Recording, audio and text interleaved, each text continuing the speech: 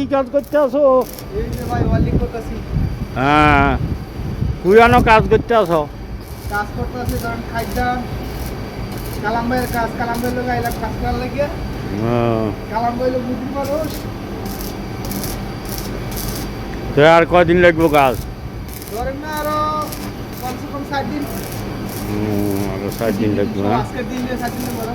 আজকের দিন বাদে 3 দিন পরে কাম শেষ। কাজ কি কন্ট্রাক্টে না রোজ হিসাবে? কন্টেক্ট নিয়ে তো হিসেবে কাজ করে লাভ আছে।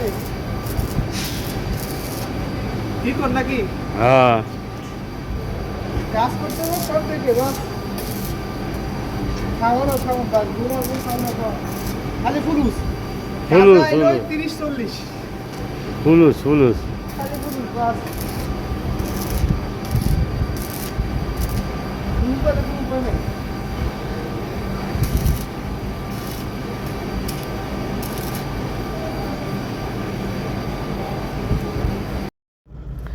হ্যালো, আসসালামু আলাইকুম গাইস, আপনারা সবাই কেমন আছেন? আশা করি অনেক ভালো আছেন।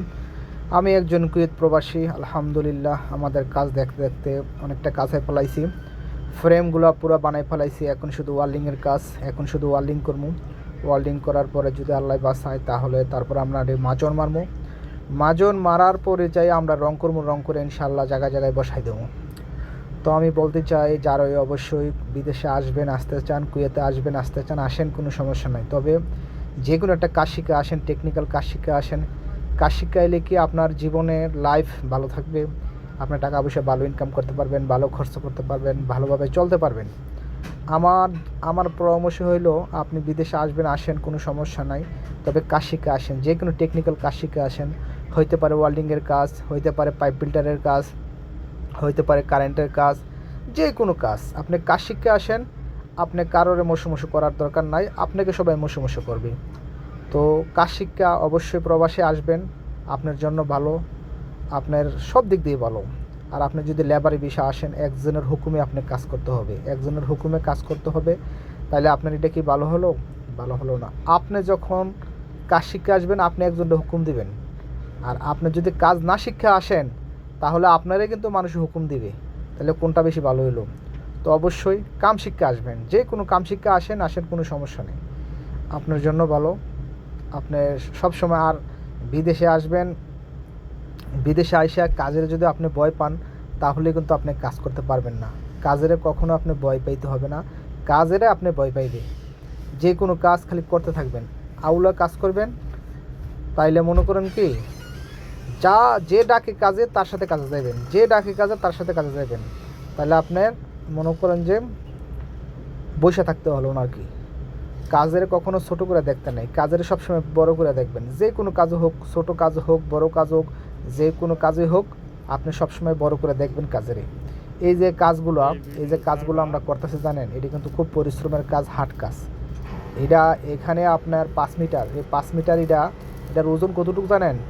এটার ওজন না হইলো 80 থেকে 100 কেজি ওজন হইব এটার পুরোটা। তো এই ওজন এটা আমরা দুজন মানুষের উপরে নেবো, উপরে নিয়ে লাগামো, ফিটিং করবো, হেলটি দিয়া বর্গি মারবো, বর্গি মারে হেলটি দিয়া ফিটিং করবো। এটা এখানে কিন্তু মেলা কাজ আছে। আপনারা দেখেন যে আমরা অতি তাড়াতাড়ি কাজ করে পারি না। এই যে এইখানে বানাই রাখছি, এইখানে টোটাল 10টা বানাইছি এরকম। এই 10টা মনে করেন যে 10 জায়গায় নিয়ে লাগাইতে হবে। টাকা পাইবে এইভাবে আসে না। টাকা কামাইতে অনেক পরিশ্রম, অনেক ব্রেনের দরকার, অনেক ধৈর্যর দরকার, অনেক সবুরের দরকার। তারপরে যে আপনি টাকা পয়সা ইনকাম করতে পারবেন। বিদেশে শুধু আসবেন আর টাকা কামাবেন, এসব ধারণা যদি করেন, তাহলে আপনি টাকা ইনকাম করতে পারবেন না। অবশ্যই আপনার ধৈর্য লাগবো, সবুর লাগবো, কষ্ট লাগবো, পরিশ্রম লাগবো, তারপরে মাথায় অনেক বুদ্ধি লাগবে, টেকনিক্যাল জ্ঞান লাগবে। তারপরে যে আপনি অনেক টাকা পয়সা ইনকাম করতে পারবেন। এই হলো সবচেয়ে বড় কথা। তো আসেন, সবাই বিদেশে আসেন, আল্লাহ পাক সবারই বিদেশ আনুক, সবাই টাকা পয়সা ইনকাম করেন আমার মতো, সবার মতো। হাজার হাজার মানুষ বিদেশে টাকা পয়সা কামাইতেছে। আমার কতলে বিদেশে যে যেভাবে পারেন টাকা কামাই নিয়ে যান, তবে হালালভাবে কামান, হালালভাবে কামায় টাকা পয়সা নিয়ে যান।